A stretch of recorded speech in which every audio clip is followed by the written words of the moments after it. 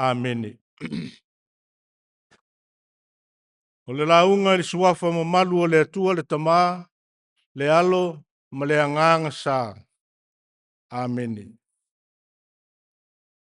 Mau al matua o le launga ma le tusi tātātou whaitawina, lau tusi o salamo e whāsfulu ma le whā, ia whao ngā ina le fwai upu mua mua. O te whaitawina whapea, le atu ai, ua whaalongo o mātou talinga, ua talatala ina e o mātou tamāia te i mātou, le ngā luenga na e whaia i o na pō, sa iai la tau i aso na mua.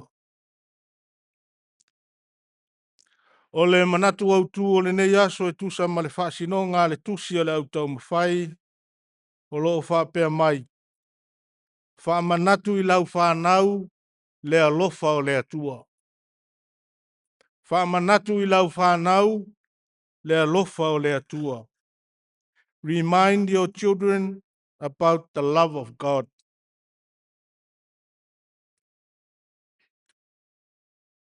O le upu salamo, e sau mai le upu e pelu o le Tehillim. O lona winga o vi inga. E sau foi mai le upu e leni o le Samos, o lona winga o pese. Ai le toi whaane nefu le tā ua o pese i le tala wha solopito. E pei foi o na iaisi o tātou atunu. A wāsa le i mawhai o na iai ni tusi tusinga, ma wha mau maunga i ia o na pō. A o pese sa avea maala i loa ai talaanga, sa tu wha solo mai ai le i loa i le tele o waenga o le tala wha solopito. E le ngata i lea, o pese fo i ma whātunga, sa tele i na whai ma ave whe au. E mo moli mai se wha manatu. A o se wha moe moe i teimi whainga tā o le ola. O pese fo i la tau te au maia le vai malu, i le loto i teimi o le mautonu, ma le pole vali. O se wha moe moe sa wha manino mai ai mea i longa, na fea ele malau whanua. A o le awalan tūtalinga mai ai mea ua tutupu, ma mea na tutupu i le tala wha solopito. O le salamo na whaitawina. O le salamo po le pese e whapea, le tali tonunga o le ausu o le tusipa ia. O se salamo na tūsia e atali i o kolu. A whai e manatua le tala i a kolu, o loo whaamawina i ni numera i sfulma le ono. Na tupunga mai le a inga sa le vi, o le na taitaina le fauwalenga, a nisi o le nuu sa whaasanga le taitainga Mose ma Arona. Na matala ai le ele, ai folo ola ai i la tou umana au whaatasi lea fauwalenga. Muli ane, na veo na tali i mawhatu pese, i nisi o whātunga i longa le nuu o Israel.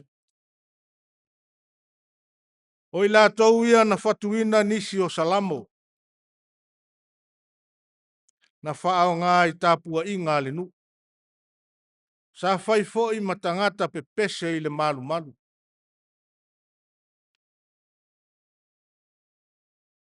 O le nei salamo, o loo whaatulanga ina ai nisi o salamo i lalo tustusinga, ua wha ingoa ina o tustusinga le poto, wisdom literature.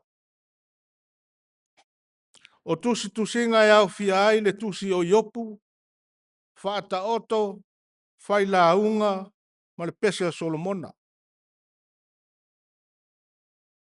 E manino le whe au o ia tustusinga. O loo wha malama mai ai, e whea ngai lava le ola ma puapua ngā.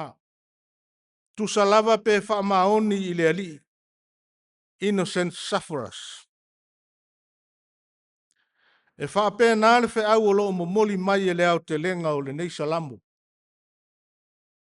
O auenga ma le tatalo fai whaatasi le nuu o Israelu I lo lato o tua. Ona o taimi leanga ua whianga iai. Na se I o lato sa ili atu I le atua. Ona o le ola whaato I la loina. O whainga tā ma pua ngā ua whiangai ma le nuu. Ai fōlinga mai ua tuu au lafo mai le atua. E loa le leia le nuu. O mawhatianga o whiangai ai pēa ma I lātou. E le mafua ona ua lātou fulitua I le atua. E le ona ua lātou solia tu la fono ma o ese mai a te ia. O lo lātou whina wina. O lo lātou whina wina pēa lo lātou whamaoni I le atua. Ona ua pā I tumutumu langona tu la foina. Le mafuanga leo nei salamo. O lātou alanga I le atua. I lo lātou tale tonunga. O lo o moe. Se I fafangu.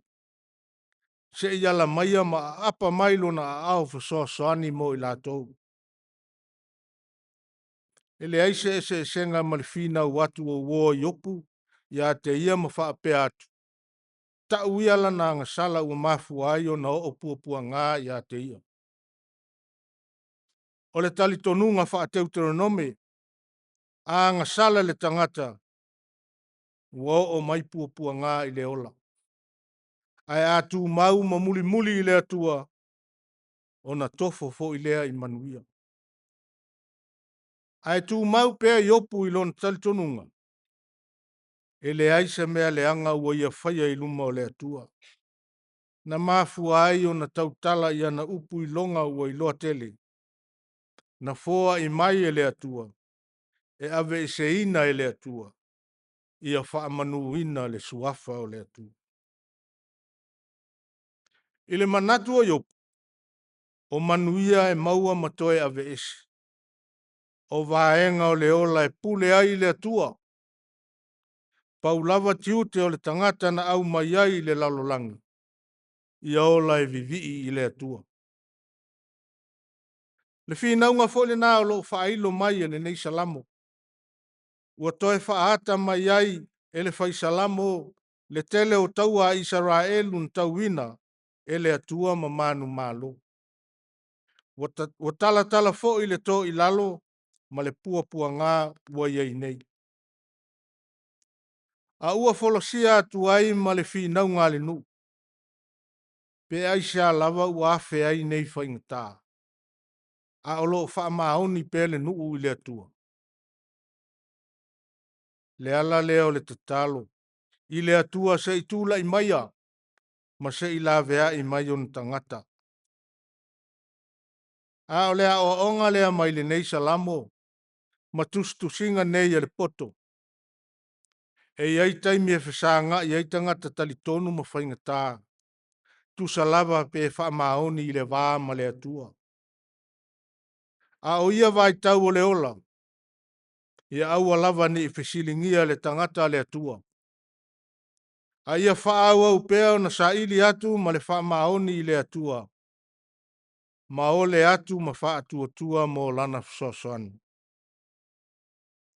Ai atanga I le whaitaunga o le neia fiafi ma lona wha mafa. E peo na au mai e le taiala. O lo manino mai ai le tiu te laua lunga. Wa tu ina atu I mātua mo whanau. E whapea I ao sina mo tu pulanga lalo vaoa. Le tatau na tau atu ma wha matala atu I tu pulanga whai mai. Le anga le lei ma le alofa o le atua. Ele o se tomai e whaafua se I o nailoa ma manino iai whanau. I ngā luenga alofa ma le nātura la vea I o le atua. Ai o se ngā luenga e tatau o na whaatino ma o atu. ina ia manino whanau. O na avea fo i lea o lātou ma ave fe au o le wha moe moe lava lea, mō whanau e muli muli mai. O le longo longo puia li ma le ngā luenga tu wha solo. Ia aua lava ne i motu sia pe muta. A ia wha au au ai pea manuia. Ina ia wha au au ai pea manuia, mō a inga. Ai wha pea le nuu atoa. Lea manino lava i upu o whai mamatua o lo wha pea mai. Lea tu ai. Ua wha alongo o mātou talinga. Ua tala tala ina e o mātou tamāia te i mātou le ngā luenga na e whaia. Io na pō sa iai i la tau ia sona mua. Io e. O tala na tu talinga mai e tua a ua lango mau mai tia. A olo lātou sila fia na maua i le ngā luenga tau longo longo a tua a i luma atu o i lātou. Ia wha matala pea le atua la vea. Atua na ia foa i manuia mo le nu. Whai maile whai salamu. Ele i maua e o mātou au ngā ta maa whanua. Ua sapia i nei ona o sa lātou malosi. Po a lātou pelu. A o lou a ao tau matau. Male mana malama o ufofonga. Ua e whaatupu ina i lātou. Ina ua e tuli. Ina ua e tulia nu ese i lo malosi.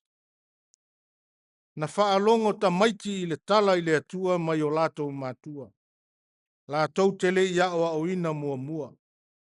Sa lātou a o ina mai to tonu o le loto i fale o lātou a inga.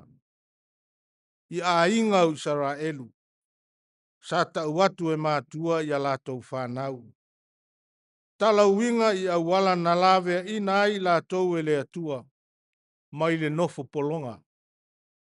Au wala na taita ina ai la tau ele atua i le vao.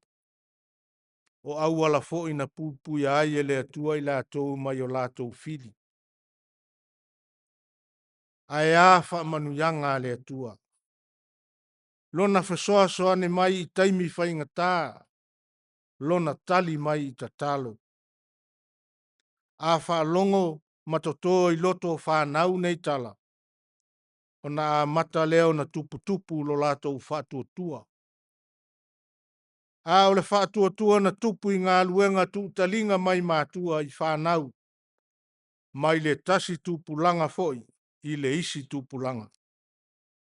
Le winga moni leo le manatu au tu o le neia fiafi. Wha manatu i lau whānau le alofa o le atua. O le finangalo le nā o le atua mo i tātou. O le isi lea vala o le tātou vala uina i le neia o langa. O la Yesu, o la umea ai, ia au whaia le fina ngalo o le na awina mai au, ma whaai u lana ngā luenga. O le mea ai, o le mea e mana o mia i teimi uma ma aso uma. O lona winga, o la tātou ngā luenga wha manatu, tu wha solo lea mo wha nau, e whaia i aso uma. Ia le tātou tāpua inga i le neia fiafi. O lea fo i se wha manatu o le tala le lei mo i tātou. Ua toe wha manatu mai e le nei salamo, o tātou ti ute tā ua. Ia avea mawhia fianga, le wha matala atu, whai maanga i sua malie le tala tala atu, ma le wha manatu atu i wha nau matupulanga le alofa o le atu. I oe, wha aso atu lau moli mau, i au wala na fesoa soa ni ai le atua i lau ainga. Awa o la tou i wha manuyanga uma, ma le wha maoni o lona alofa. O le wha moe moe, ia sosoo ma ia aua ne i mou atu tala o le anga le lei o le atua. Ia aua lava ne i mou tusia le tala tu wha solo, ma tu talinga i lea u ngātu pulanga ma lea u ngātu pulanga. O na tepa lea i ula ma tanga i ula, i wha manuyanga e le ma vae mai le atua mo a inga, o nuu, ae maise o le ngā luenga le atua. I le o toi lilo soifuanga ua iai le nei vai tau. Le vainga ua iai whanau i nei aso. E le o toi tau wha matala ina.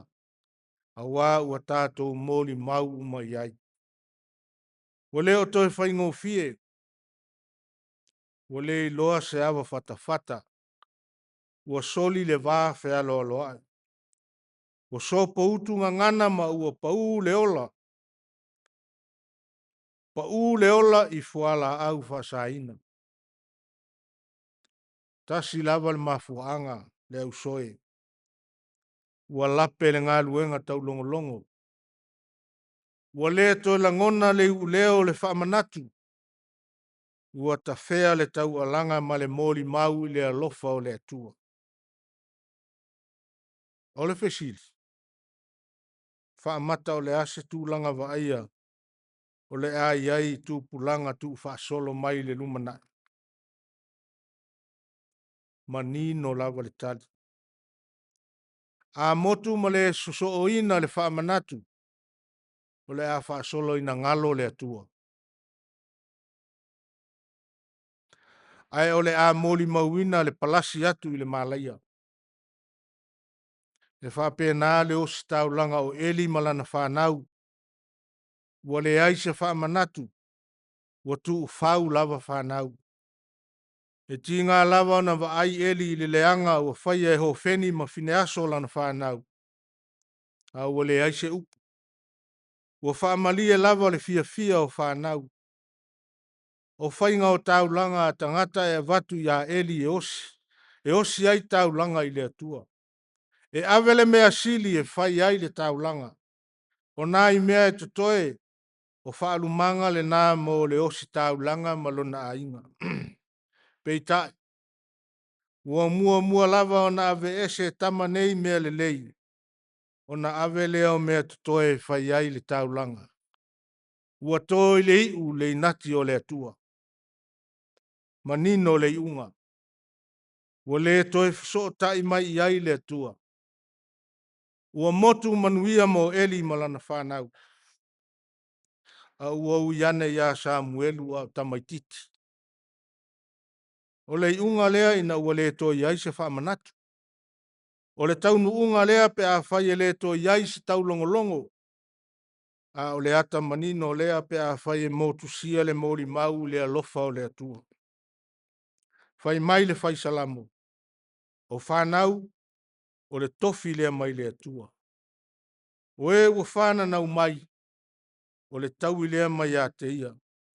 Ia pei o u whana whana i le lima o le toa. A vai mali totoa i le toa mala na u. E le mawhai o na mamuru ese ma le lima. E le aini taua, a le aini taua, e wha mata ma wha ma ai taimi uma. A moe e uu mau le lima. E le wha manu po ia i o whanga pe a wha fua se i mai se taua. E wha pēnā le whanau. E tapu e mata pena i taimi uma. E tau longo longo ma wha manatu i ai le tala i le alofa o le atua i so uma. Ia pei o le u le lima o le toa. Ua toe wha manatu mai o tāti ute wha mātua mo whanau. Ua toe wha ailo o tā whaiva wha ao sina mo tū pulanga lalo waoa. Aua ne i vale tu lima lo tā wala au wina tu wha solo. Ne i motu wha manuyanga le atua mo a inga. Mo nu, ai maisi o le ngaluenga le atua. Ai lava se mana ia e la ngona le u leo pe o na whai mai e i whai salamo. Ia tātou whanau. Mo a lātou fo i whanau le lumanai ma whaapea se lātou tala. Se nā oa o mai. Se na tala mai o mātou ta mā ia i mātou. Tala i lea lofa o lea tua. Lea ua mātou whaasoa atu fo. Ai lava se mana ia. Pe a tupu se mea whaapea i le lumanai. Ona o lau ngā luenga. Ma lau fo i tau mawhainga. O Iesu Keriso o le tala lelei ia tau longo pea. O lona maliu ma lona toe soifua manu malo mai le oti ma le tunga mau. O le tala ia fai mai wha manatu ia so uma tātou te ola ai. Tu mau le atua le viinga, nei ma so uma, te ia o le wha vavau lava. Amen.